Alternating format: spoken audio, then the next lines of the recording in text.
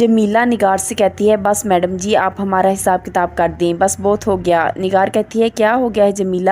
کل جو کچھ بھی ہوا اس کا افسوس مجھے بھی ہے، لیکن اس کا مطلب یہ نہیں ہے کہ تم کام چھوڑ کے چلی جاؤ۔ جمیلہ کہتی ہے دیکھیں میڈم جی آپ کی بات اور ہے، دیکھیں نا جی ہم نے اس گھر کا نمک کھایا ہے، اس گھر کو اپنا سمجھا ہے۔ نگار کہتی ہے جانتی ہوں میں، اس لیے تو کہہ رہی ہوں کہ تم لوگ کہیں نہیں جاؤ گے۔ اسی دوران زاویار آ جاتا ہے اور کہتا ہے موم آپ کو بتایا تھا کہ میں دبئی جا رہا ہوں، بہت بڑا پروجیکٹ ہے، اس کی میٹنگ کے لیے کل رات ہی سب کچھ فائنلائز ہوا ہے، اور باقی جو کچھ یہاں ہوا واپس آتا ہوں تو آ کر دیکھتا ہوں، اور ویسے بھی اس گھر میں ہر کوئی اپنی من مانی کرتا ہے۔ زاویار کی ماں کہتی ہے اس میں تمہاری تو کوئی غلطی نہیں ہے، تم نے تو اسے اتنا پیار دیا، اپنی زندگی میں شامل کیا، لیکن زاویار کہتا ہے شاید یہی میری سب سے بڑی غلطی ہے۔ زاویار کی ماں کہتی ہے نہیں زاویار یو کین فکس اٹ، تم اسے طلاق دے دو۔ زاویار حیران ہوتا ہے اور کہتا ہے میرے جانے کے بعد آپ نایاب سے کوئی بات نہ کیجیے گا، میں واپس آتا ہوں تو پھر کوئی فیصلہ کرتا ہوں۔ نایاب سو کر اٹھتی ہے تو زاویار بیڈ پر نہیں ہوتا، وہ نایاب کو بتائے بغیر ہی دبئی چلا جاتا ہے۔ نایاب اسے فون کرتی ہے لیکن زاویار کا فون بند جا رہا ہوتا ہے، وہ سوچتی ہے میں اب کس سے پوچھوں،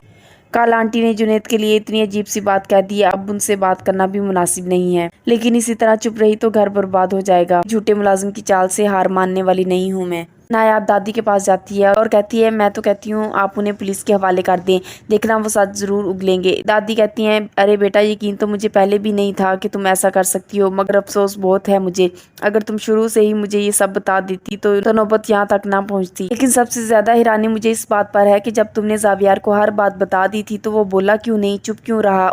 اسے چاہیے تھا کہ وہ نگار کو سب بتا دیتا۔ نایاب کہتی ہے میں بھی تو تب سے یہی سوچ رہی ہوں، زاویار چپ کیوں رہے؟ دادی کہتی ہیں اب مجھے یہ پتا کرنا ہے کہ یہ کس کی شے پہ یہ سب کچھ ہو رہا تھا، جمیلہ اور فضل الدین کی اتنی ہمت، اتنی سینہ زوری، یہ تو کسی کی حمایت کے بغیر ہو ہی نہیں سکتا۔ نگار ایک وکیل کو گھر بلاتی ہے اور اس کو اوریجنل نکاح نامہ، اس کی کاپی اور ادر ڈاکومنٹس دیتی ہے، اور وکیل سے کہتی ہے جتنی جلدی ہو سکے پیپرز تیار کروا دو۔ وکیل کہتا ہے وہ تو ٹھیک ہے میڈم جی، لیکن زاویار صاحب کی رضامندی بہت ضروری ہے۔ نگار کہتی ہے ہاں ٹھیک ہے وہ بھی مل جائے گی آپ کو، لیکن مجھے آفس کے باہر کوئی گوسپ نہیں چاہیے۔ وکیل کے جانے کے بعد نگار کہتی ہے تھینک گاڈ اس لڑکی سے جان تو چھوٹے گی میرے زاویار کی، سونے کے ڈھیر پہ بیٹھ کے دو کوڑی کی حرکت کرے گی تو یہی ہوگا نا۔ نایاب دادی کے لیے چائے لے کر آتی ہے اور پریشان ہوتی ہے، وہ دادی کو بتاتی ہے کہ میری زاویار سے بات نہیں ہوئی۔ دادی کہتی ہیں جلدی چلا گیا، صبح میری بھی بات نہیں ہو پائی۔ نایاب کہتی ہے تو دادی آپ کال کر کے بات کر لیں نا۔ دادی کہتی ہیں نہیں بیٹا دیکھو بغیر ثبوت کے بات کرنا بالکل بیکار ثابت ہوگا، میٹنگ کے لیے گیا ہے 2 دن میں آ جائے گا، اور میں یہ چاہتی ہوں کہ جب وہ آئے تو غضنفر کو سامنے بٹھا کر بات کروں گی۔ نایاب کہتی ہے مجھے بہت گھبراہٹ ہو رہی ہے دادی، میرا دل چاہ رہا ہے کہ بھاگ کے اپنی دادی کے پاس چلی جاؤں اور لپٹ کے اتنا رہوں کہ میں مر جاؤں۔ دادی اس کو تسلی دیتی ہے کہ میں ہوں نا تمہاری دادی، پریشان ہونے کی ضرورت نہیں ہے۔ اسی دوران زاویار کی کال آتی ہے، زاویار سوری کرتا ہے اور کہتا ہے کہ صبح آپ کو بتا کے نہیں جا سکا۔ دادی زاویار سے کہتی ہیں کہ اس گھر کی اور تمہاری خوشیاں دیکھنے کی آرزو تھی میری، لیکن اس گھر میں جو کچھ ہو رہا ہے کیا کہوں۔ اس کے بعد زاویار کہتا ہے میں واپس آ جاؤں تو بات کرتے ہیں۔ زاویار کچھ کہنا چاہتا تھا دادی سے لیکن کچھ کہہ نہیں پاتا۔ دادی نایاب سے کہتی ہیں میرا خیال ہے کہ زاویار تم سے بات کرنا چاہ رہا تھا لیکن بولا نہیں، پھر نایاب کو تسلی دیتی ہیں کہ سب کچھ ٹھیک ہو جائے گا، گھبراؤ نہیں۔ زاویار کی دادی تانیہ کی ماں دردانہ کی جائیداد میں حصے کی بات کرتی ہیں اور کہتی ہیں کہ انہوں نے تو کبھی بزنس میں بھی اپنا حصہ نہیں مانگا، تو نگار کہتی ہے بی جی یہ اچھی بات تو نہیں کہ دردانہ کی بیماری کا سنتے ہی انہوں نے حصے کی بات کر دی، میں تو خوش تھی کہ جو کچھ بھی دردانہ کا ہے تانیہ کے حصے میں آئے گا، لیکن اب تو صرف 30% شیئر ہی ہوگا اس کے حصے میں۔ بی جی کہتی ہیں ایک تو مجھے یہ سمجھ نہیں آتا کہ تم بہو کے حصے پر نظر کیوں جمائے بیٹھی ہو، اللہ کا دیا سب کچھ ہے ہمارے پاس، مجھے تو اس بیچاری دردانہ کا خیال آتا ہے کہ اس بیماری کے ساتھ اکیلی کیسے لڑے گی۔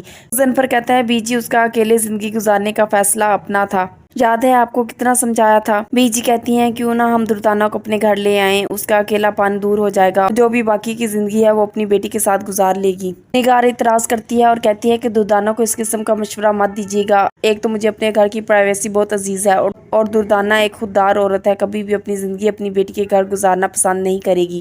جویریہ اپنی ماں نگار سے کہتی ہے کتنی ڈھیٹ ہے یہ نایاب، جتنی انسلٹ کروائی ہے، مجھے لگا تھا تھوڑی دیر میں چلی جائے گی لیکن ابھی تک یہیں پڑی ہے۔ ماں کہتی ہے چلو اس بیچاری کو چند دن اور عیش کرنے دو، پھر یہ سب کہاں نصیب ہوگا اسے، سب کچھ ایک سویٹ ڈریم کی طرح رہ جائے گا۔ جویریہ پوچھتی ہے وہ کیسے؟ نگار کہتی ہے وہ ایسے کہ زاویار واپس آتے ہی اسے ڈیورس دے دے گا۔ اسی دوران نایاب یہ ڈیورس والی بات سن لیتی ہے اور بے ہوش ہو جاتی ہے، اسے فوراً ہسپتال داخل کروایا جاتا ہے۔ وہاں اس کا ٹریٹمنٹ ہونے کے بعد ڈاکٹر نگار کو بتاتی ہے کہ اس کی حالت اب خطرے سے باہر ہے اور جلد ہی اسے ہوش آ جائے گا، وہ بچے کی ماں بننے والی ہے۔ نگار یہ سن کر حیران ہو جاتی ہے اور اپنے تاثرات پر قابو پاتی ہے اور ڈاکٹر کو کہتی ہے کہ ابھی اس کو یہ بات مت بتائیے گا، میں اسے سرپرائز دوں گی، اور ویسے بھی زاویار بھی گھر پہ نہیں ہے تو ہم گھر میں ایک گرینڈ پارٹی آرگنائز کر کے ان کو سرپرائز دیں گے۔